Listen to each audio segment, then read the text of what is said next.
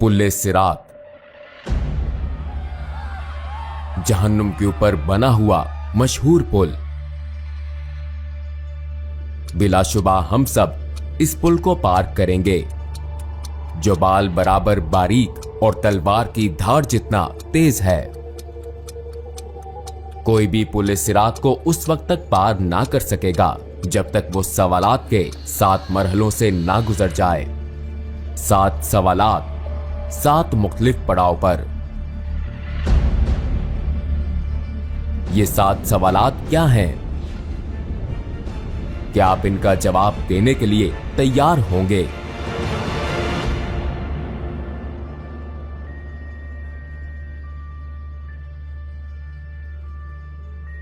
हजरत मोहम्मद सल्लल्लाहु अलैहि वसल्लम ने एक हदीस में पुल्ले सिरात को यूं बयान फरमाया, पुल्ले सिरात को पार करने का इन्हसार हर एक के अमाल पर है। कुछ लोगों के लिए ये बहुत आसान होगा और कुछ के लिए बहुत मुश्किल। ये जहन्नुम का एक पुल है जो के बाल से ज्यादा बारीक और तलवार की धार से ज्यादा तेज है। इसमें कांटे और बेड़ियां हैं जो उनको गिरफ्त में लेंगे जिसे अल्लाह चाहेगा। कुछ लोग इस पर से पलक झपकते गुजर जाएंगे जैसे रोशनी की रफ्तार हवा की तरह, या आली नसब घोड़ों और सवारियों पर। फरिश्ते पुकारेंगे, ए परवरदिगार सलामती फरमा, ए परवरदिगार सलामती फरमा। वो लगातार पुकारेंगे। वहां ऐसे लोग होंगे जिनको खराश भी ना आएगी, और ऐसे भी होंगे जिन्हें हथौड़े से मारा जाएगा, और ऐसे भी होंगे जिनके चेहरे आग में झोंक दिए जाएंगे। जी हाँ, जैसा कि हदीस से साबित है कि लोग खुदा की बारगाह में अपने दर्जात की बुनियाद पर इस पुल को पार करेंगे। कुछ लोग इसे रोशनी की रफ्तार से पार करेंगे, जबकि दूसरे रेंग कर इस सफर का इख्तिताम करेंगे। जैसा कि कुरान मजीद की सूरा 79 आयत 6 में दर्ज है कि हजरत इसराफील अलैहिस्सलाम 2 दफा सूअर फूंकेंगे, और पहली दफा सूअर फूंकने पर सिवाय उनके जिसे अल्लाह सुब्हानो ताला चाहे, जमीन और आसमानों की हर चीज उसकी हैबत से लरज उठेगी और उसके साथ ही कयामत बर्पा हो जाएगी।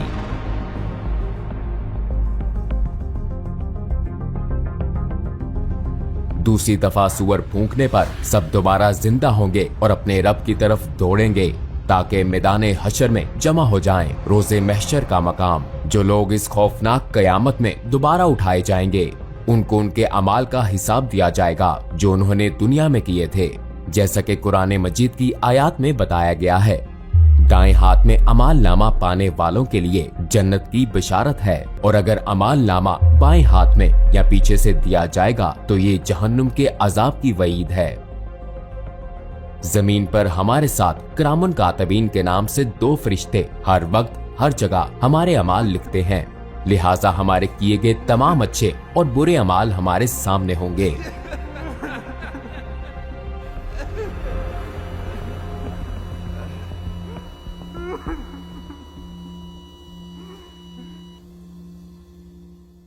अमाल नामे के हवाले से सूरह कहफ की आयत नंबर 49 में बताया गया है, और उनके सामने अमाल नामा रख दिया जाएगा। फिर तू मुजरिमों को देखेगा, उस चीज से डरने वाले होंगे जो उसमें है, और कहेंगे अफसोस हम पर। ये कैसा अमाल नामा है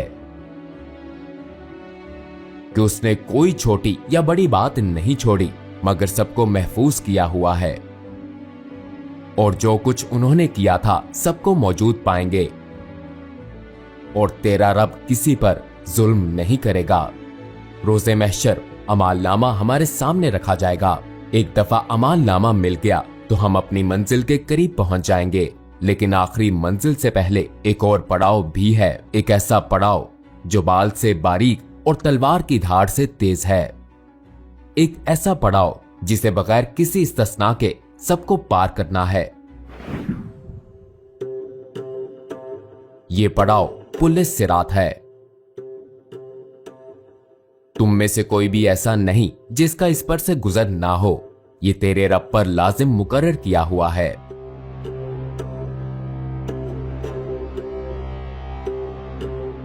हदीस के मुताबिक सिरात जहन्नुम के ऊपर एक सीधा रास्ता है, हर कोई इस पर से गुजरेगा।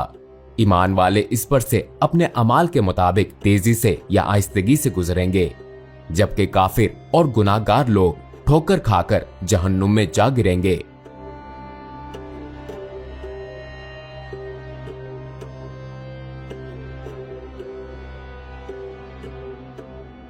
प्यारे नबी सल्लल्लाहु अलैहि वसल्लम ने फरमाया, सबसे पहले पुल सिरात को अबूर करने वाले आप सल्लल्लाहु अलैहि वसल्लम होंगे और फिर आप सल्लल्लाहु अलैहि वसल्लम की उम्मत। अगर लोगों के अमाल अच्छे होंगे तो वो तेजी से इस पर से गुजरेंगे। लिहाजा पुल सिरात पार करने के लिए आपसे क्या पूछा जाएगा? पुल सिरात पर हर एक से उसकी जिंदगी के अच्छे अमाल और गुनाहों के बारे में पूछा जाएगा। जैसा कि हमने शुरू में कहा कि पुल सिरात को 7 मरहलों पर सवालात के बगैर पार नहीं किया जा सकता। 7 पड़ाव के 7 सवालात।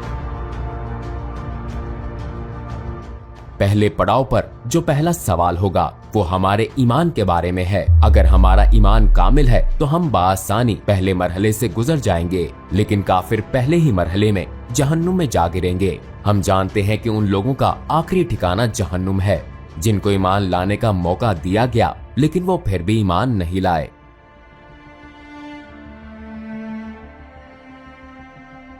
खुदा ने अपनी पाक सिफात और नेक बंदों के जरिए अपना तारुफ करवाया, तो जो ईमान नहीं लाए बिलाखिर उनका आखिरी ठिकाना जहन्नुम है। और जहन्नुम इतनी बेरहम होगी कि जब उससे पूछा जाएगा कि क्या तुम भर गई हो, तो ये चिल्लाकर कहेगी क्या और नहीं है। दूसरे लफ्जों में उस दिन तमाम काफिर जहन्नुम में झोंकने के बाद भी कोई चीज उसका पेट नहीं भर सकेगी।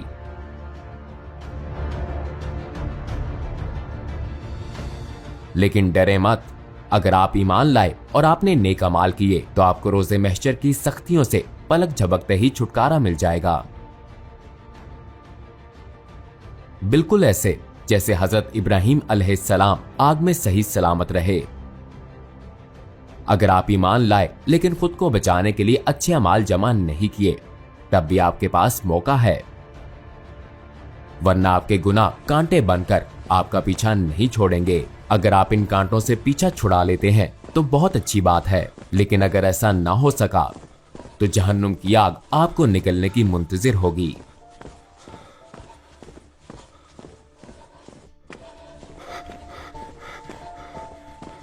जैसा कि सूरह मरियम की आयत नंबर 72 में दर्ज है, फिर हम उन्हें बचा लेंगे जो अल्लाह सुब्हानो ताला से डरते हैं और जालिमों को इसमें घुटनों पर गिरे हुए छोड़ देंगे।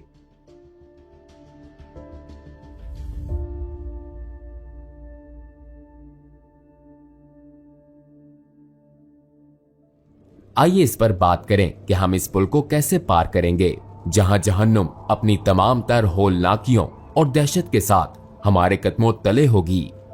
हम कोशिश करेंगे कि इस पर नजर ना पड़े और हमारी तवज्जो अपने रास्ते पर मरकूज रहे। हम अपने इर्द गिर्द लोगों को देखेंगे। एक तरफ वो लोग होंगे जो अपने गुनाहों पर पछताएंगे, जबकि दूसरी तरफ वो लोग होंगे जो जहन्नुम में जा गिरेंगे। वहाँ ऐसे लोग भी होंगे जो इस दुनिया में रहते हुए आखिरत की फिक्र करते थे, और वही होंगे जो इस पुल को तेजी से बगैर किसी तकलीफ के पार कर लेंगे। पहले सवाल के जवाब में कामयाबी के बाद हम वहां पहुंचेंगे जहां दूसरा सवाल पूछा जाएगा। हमसे यहां नमाज के बारे में पूछा जाएगा, जो कि ईमान के बाद दीन इस्लाम का सबसे अहम सतून और इसके बुनियादी अरकान में से एक है। आपकी नमाजें जितनी मुकम्मल और खालिस होंगी, आपका हिसाब उतना ही आसान होगा। लेकिन अगर आपकी नमाज सही नहीं है तो शायद आपके अकीदे की इमारत गिर जाएगी।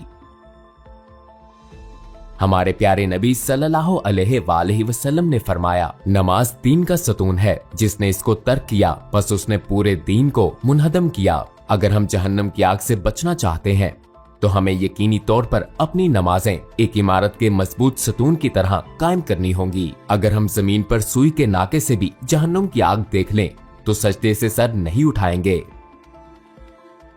ठीक है, हमारा ईमान मजबूत है और हमारी नमाजें भी दुरुस्त हैं। अब हम तीसरे मरहले में दाखिल होंगे।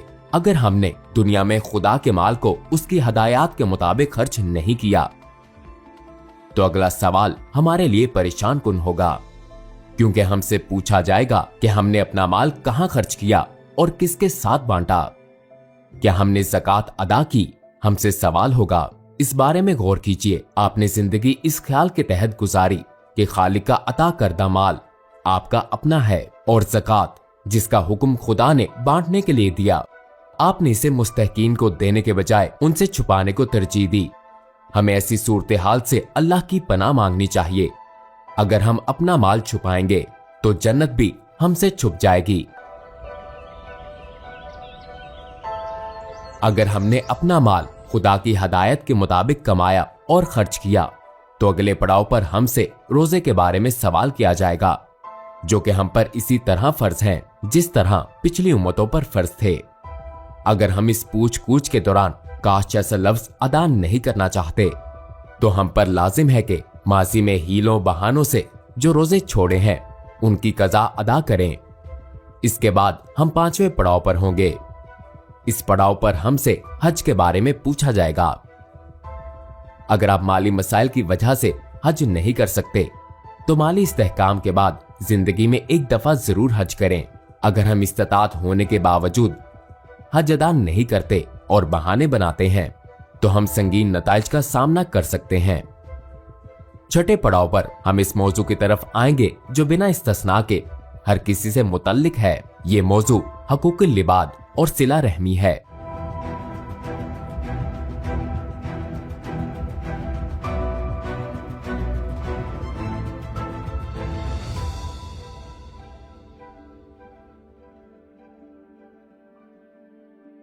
हम हमेशा दूसरों का हक गजब करके उनके हकूक नजरअंदाज करते हैं, ताहम बहुत सी चीजें लोगों के हकूक में शुमार होती हैं। बाज़-औक़ात हम ऐसा ला इल्मी में करते हैं, बाज़-औक़ात हम जानबूझकर ऐसा करते हैं ये समझ कर कि कुछ नहीं होगा। मिसाल के तौर पर हम ये जाने बगैर कि आया ये सच है या नहीं किसी के बारे में बातें फैलाते हैं, लिहाजा हम आसानी से बहतान या गीबत का हिस्सा बन जाते हैं।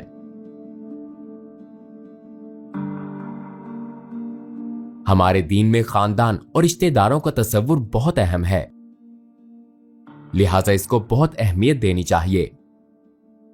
ताहम हो सकता है कि हम अपने तमाम रिश्तेदारों के साथ हमेशा ना रहें, हमें उनके कुछ रवैये नापसंद हों, लेकिन हमें उनसे मुकम्मल कता ताल्लुक नहीं करना चाहिए। आइए सहाबा कराम रिजवान अल्लाह अलैहिम अजमाइन की हयात पर नजर डालें।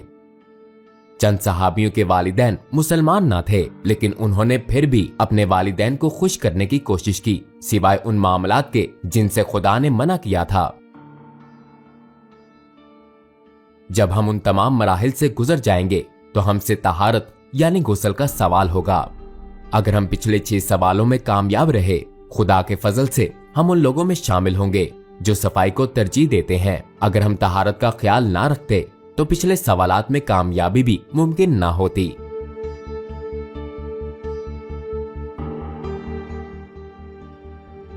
इन तमाम सवालात के बाद जहन्नुम अपने हकदारों को ले लेगी और जन्नत खुदा से अपने रिहाइशों का सवाल करेगी।